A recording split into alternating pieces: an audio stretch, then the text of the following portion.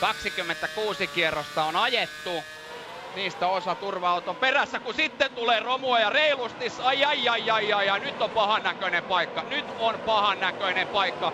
Robert Kubica kaataa autonsa pahan näköisesti ja se on ihan varmaa, että tämän homman siivoaminen kestää. Toivottavasti Kubica on itse kunnossa.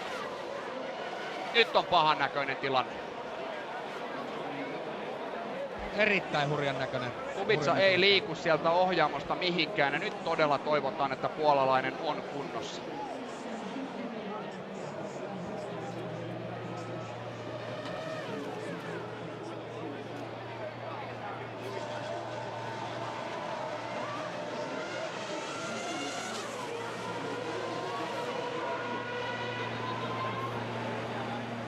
Seletään hiljaiseksi ja nyt on pahan näköinen paikka samalla kun Heikki Kovalainen on varikolla, mutta se ei suoraan sanottuna tällä hetkellä tunnu kovin oleelliselta.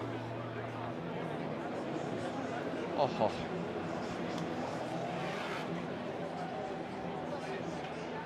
Kerrotaan sitten tämän tilanteen ulkopuolelta, että Nico Rosbergin ja Fernando Alonson toimia tutkitaan tuomariston.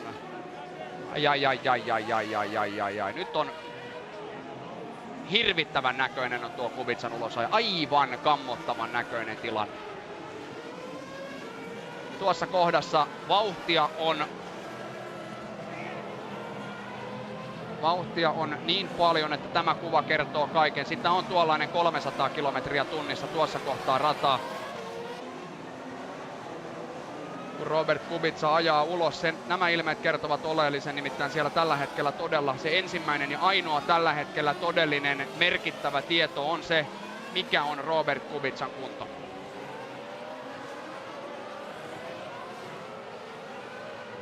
Se on ainoa tilanne, mikä tällä hetkellä on oleellista.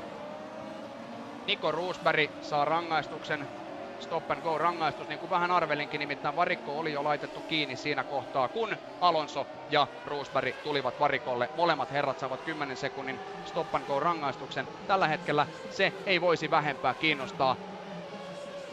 Nyt on lähellä se hetki, että tätä kilpailua ei enää jatketa tästä tilanteesta eteenpäin. Olet aivan oikeassa, Oskari, ja menen täällä varikolla sellaisiin asemiin, jossa sitten virallisia tiedotteita myöskin kuullaan, ja yksi hurjimmista tilanteista ainakin mun Formula 1-uralla toistaiseksi oli tuo Robert Kubican ulosajo. Ylivoimaisesti hirvittävimmän näköinen tilanne, mikä olen itse ollut oman lyhyen 4 vuoden urani aikana todistamassa valitettavasti. Michael Schumacher, 7-kertainen maailmanmestari, toteaa tilanteen sieltä varikkomuurilta. Nyt vain sitten kädet kyynärpäitä myöten ristiin ja kaikki positiiviset ajatukset ja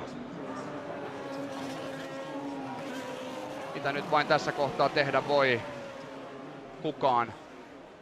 Robert Kubican puolesta kaikkien aikojen ensimmäinen puolalainen Formula 1-kuljettaja on siellä autossa ja pelottavaa tuossa tilanteessa oli se, kuten todettu, vauhtia tuossa kohtaa rataa. Timppa, en tiedä pystytkö heittämään tarkemman arvion. Itse arvioisin, että noin 300 kilometriä tunnissa, kun auto lähtee täydellisesti käsistä. Ja mikä tässä on pelottavinta on se, että mies ei itse liikkunut tuon tärskyn jälkeen ollenkaan, eli ainakin tajuttomana siellä Kubica on hetken aikaa ollut.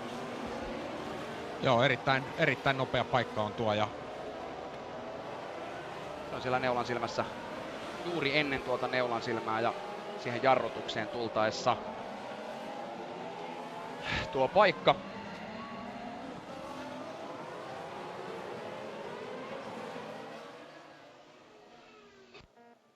Concentrate on your race, mate. Concentrate on your race.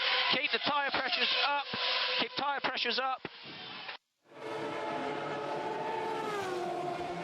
Heikki Kovalaiselle sanotaan sieltä, että keskity kilpailuun, pidä rengaspaineet kohdillaan, ja se voi olla vähän vaikea tehtävä tässä tilanteessa. Tuo on niin hirvittävän näköinen tuo tilanne Robert Kubicalle sattuva onnettomuus, että siinä voi olla kyllä kilpailijoilla aika vaikea paikka keskittyä pitämään renkaanpaineita korkealla.